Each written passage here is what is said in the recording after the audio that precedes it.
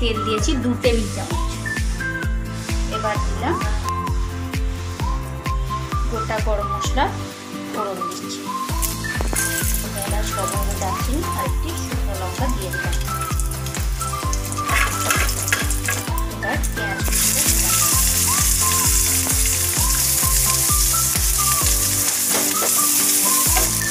তাড়াতাড়ি এটা হয়ে যাবে, খুব অল্প সময়ের মধ্যে দারুণ একটা রেসিপি চিংড়ি মাছের মালাইকারি। দেখো পেঁয়াজটা আধা ভাজা হয়ে গিয়েছে, আমার ভাজা হবে। পেঁয়াজ বাটাটা অ্যাড করে দিলাম,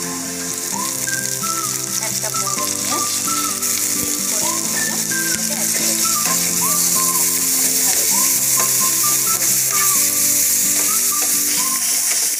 এটা প্রায় ভাজা হয়ে এসছে। এবার এর মধ্যে দিয়ে দিলাম 1 চা চামচ ছোট চামচের আদা বাটা,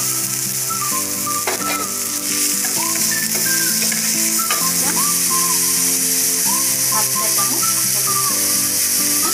জিরে গুঁড়ো।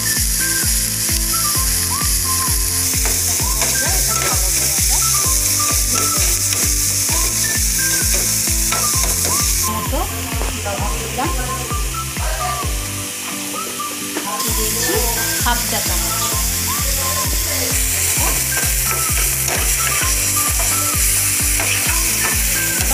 মশলা কষানো হয়ে গিয়েছে।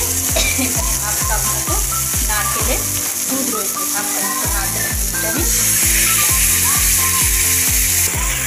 দিয়ে বাটিটা ধুয়ে একটু সামান্য জল দিয়ে দিলাম, সামান্য। এটা এবার একটু ফুটে উঠলে চিংড়ি মাছগুলো দিয়ে দেবো। পুরো এটা ফুটে গিয়েছে, এবার চিংড়ি মাছ কটা দিয়ে দেবো।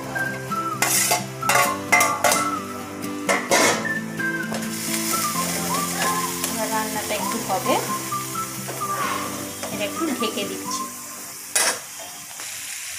দেখো বন্ধুরা, এটা হয়ে গিয়েছে। এবার আমি গ্যাসটা অফ করে দিই।